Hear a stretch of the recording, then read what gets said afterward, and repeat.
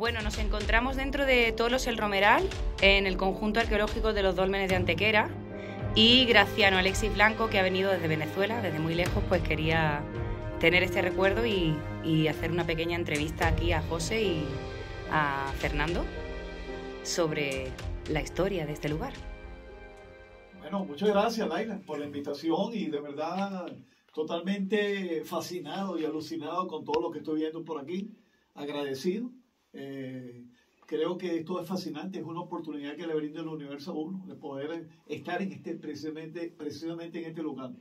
Me llama la atención poderosamente que esto es un lugar muy antiquísimo de la tierra, donde existieron unas culturas del pasado, donde hay una reminiscencia de su cosmogonía, de todo lo que es su trascendencia a nivel de las partes ancestrales. Esta construcción refleja precisamente esa cultura de esa época. Yo quisiera preguntarle al amigo José que nos diga un poco, nos describa un poco, primero tratar de ver de qué año data esto y eso, o sea, cómo, simulando un poco cómo fue ese comportamiento de sus primeros ancestros, porque este lugar fue un privilegio para que ellos estuvieran en este sitio. Sí.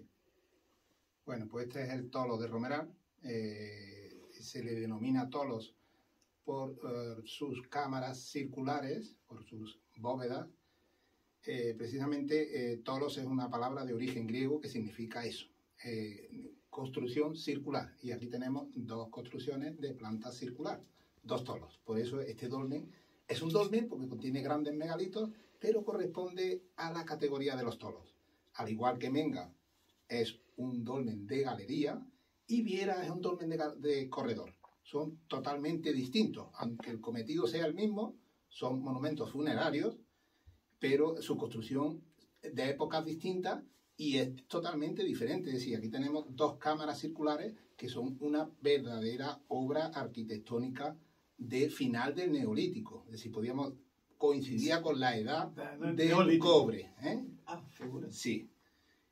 Aquí, como vemos, las piedras están colocadas de forma que no hay unión entre ellas, no hay ningún tipo de argamasilla, están piedra seca, una sobre otra. Claro. Esta técnica se denomina aproximación de hiladas. Y como vemos, si seguimos hacia arriba, vemos la bóveda y vemos está rematada con una gran losa, es decir, intentan cerrar la bóveda con una cúpula. De hecho, fue uno de los primeros intentos de Europa de cúpula, pero no lo consiguen, se les cae. No conocían la técnica del arco, que en épocas posteriores los griegos y los romanos perfeccionaron, pero ellos lo intentaron antes. Lo intentaron y no lo consiguieron. Entonces colocaron una gran losa como cierre de la bóveda. Una gran losa muy pesada. Y quizás esa sea la culpable de que este tolos, de que este dolmen, se mantenga tal cual, por el peso que ejerce sobre la construcción. Es decir, podemos decir que lo que hace es afianzar todo lo que hay debajo, por presión.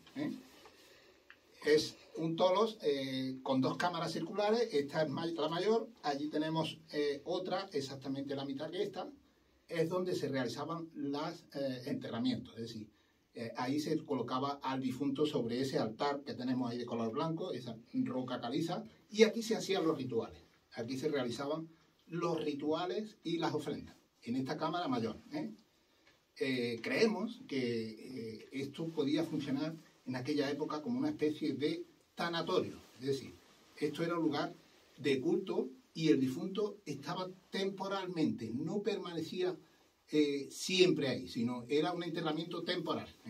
Después lo enterrarían en otro lugar como enterramiento definitivo, pero no lo tenemos claro, pero bueno, puede ser.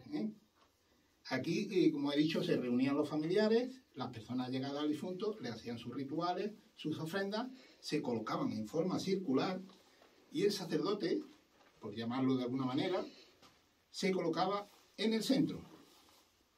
¿Y por qué se colocaba en el centro? Porque es un lugar mágico. El centro de la cámara es un lugar muy específico. Vamos a probar por qué. Lo vamos a descubrir. Colóquese en el centro. Pronuncia algunas palabras. Dios.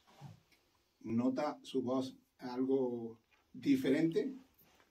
Totalmente, ¿verdad? Claro que sí. Es un punto, con cuerpo, fuerza y energía. Eso. Ok. Es un punto mágico, exactamente. Es decir, ese sonido que se produce ahí es un retardo de 0,2 de segundo del sonido en rebotar en las paredes y volver a usted mismo. Ese sonido no es casualidad, eso es un efecto conseguido con ese fin, con que el sacerdote se colocara ahí para, podríamos decir, aumentar su potencia de la voz.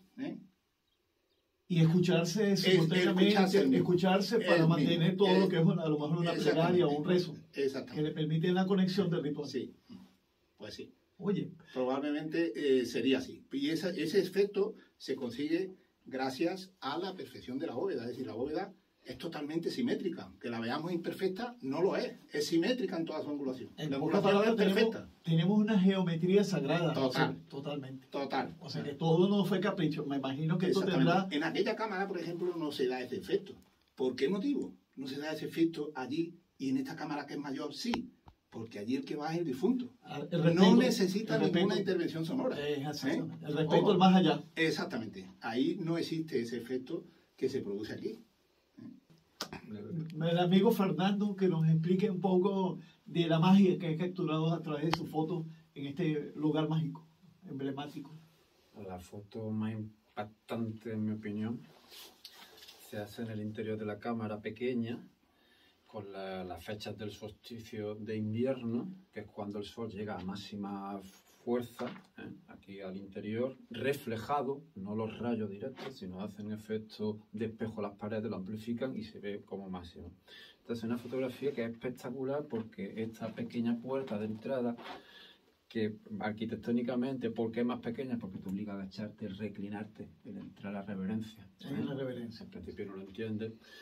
Entonces ya digo, para mí esa es una de las fotos más espectaculares que yo he visto aquí. Y otra que se me viene ahora mismo a la mente, que la primera persona que yo vi esa fotografía fue por mi compañero fotográfico Javier Coca, que hizo una panorámica completa, él las va haciendo por secuencias de fotos con la cámara profesional, y entonces luego las junta, ¿no? Y entonces ves todas estas paredes de un lado a otro con ese efecto de la luz entrando, ¿no? Para mí esas imágenes son muy representativas. Y ya la última, por decirte, porque cuando empecé yo aquí a trabajar el tema fotográfico, pues pusimos a mi hija y a mi hijo aquí con Susana, viendo la cámara, y entonces yo quise dar protagonismo, que nunca se le había dado protagonismo en Antequera, no estábamos concienciados, mentalizados y tal, al pórtico de entrada desde el pasillo.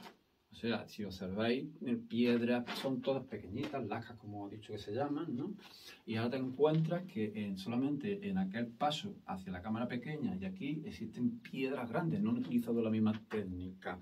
Entonces ese pórtico para mí desde exteriores, que tiene doble expresor, ¿no? Por decirlo alguna palabra que se pueda entender rápido, pues para mí es espectacular. Entonces eso está puesto precisamente, esa foto, en el calendario digital de todos los meses de los dólmenes, pero llegó a impactar tanto aquella foto porque se veía también parte de la cúpula y que se puso en una revista científica que editaba el conjunto dolménico, ¿no? Entonces ya te digo, me has preguntado de este conjunto, esa y otras que tenemos de exteriores, de nocturnas, la que está en el portón de salida del entorno de Menga, que está dispuesta, que hubo que hacer una fotografía con 4 o 5 fotos compiladas para poder sacar el efecto del torcal, el efecto de las nubes, el efecto del suelo y demás. Ya está, yo no quiero extenderme más, porque yo puedo pasarme hablando de fotografía de los dólmenes, él lo sabe, llevo casi 7 años, a piñón. Soy aficionado, o sea, no soy trabajador, ni me pagan, ni cobro, ni estoy todos los días. Pero mi hobby ha sido hacer fotos y el torcal. Ese ha sido mi hobby los últimos 7 años. Y entonces he estado, mi mente, durante 7 años ya se lo he dicho a ellos, que tengo que descansar, porque cuando nosotros empezamos, apenas si había, digamos, un conjunto, un banco de imágenes potente, ¿no? Había imágenes, existían muchas, pero ¿qué hemos hecho aquí los últimos que llegamos? Que fue... Empecé yo porque me lo pidió Bartolomé, se acopló conmigo Javier Coca, que es maestro fotográfico, ya ha sido reconocido por la Confederación Española como maestro fotográfico innovador en técnica, en 1000 facetas, ¿no? Y empezamos mano a mano, que se ha dado una simbiosis. Mañana traemos un autobús de artistas de Archidona aquí, por eso he venido hoy. Y entonces, es decir, se ha producido en mi persona una cosa que quise yo planteármelo en mi vida por el tema fotografía y el tema este. ¿Qué es lo que yo busco con todo este tema fotográfico? Yo digo, es que yo no estoy trabajando para Dona, yo estoy trabajando para Antequera, para mi ciudad, para mis personas, para mi familia y para mis seres queridos. Y entonces los dólmenes, ahora mismo en Antequera, estamos en un momento en que lo más importante que podemos hacer en Antequera es la promoción, la proyección del patrimonio mundial que hemos conseguido, que el mundo venga aquí.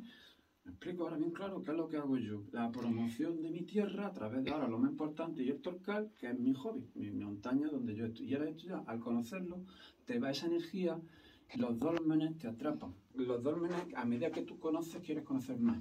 A medida que van apareciendo detalles, esto que ha contado José, yo nunca lo he escuchado. Bueno, entonces va aprendiendo y cada vez que va aprendiendo más y nos queda por descubrir, los dólmenes estaremos, en mi opinión, a un 3 o 5% de lo que hay que descubrir. Claro. Esto empezó hace unos pocos años tal que empezaron a ser investigadores, arqueólogos, empezó a dársele más. Antes no se sabía ni lo que eran, ha estado que llamaban las cuevas, ni se descubrieron ni nada. En fin, esto lleva Claro, ¿no? Y que es una conexión hacia el pasado, es conocer nuestra historia a través de estos hitos, esta naturaleza que de alguna estamos manera... adentrándonos Claro. mucho más temas, porque ahora la conexión de los dólmenes con el paisaje, que simboliza el paisaje. Lo último que yo saqué era que una cosa que tenemos es 2 montañas, que nunca se las da valor y demás, y digo, mira, pues por esa montaña era el camino hacia el Atlántico, para Sevilla, y nunca se las da valor.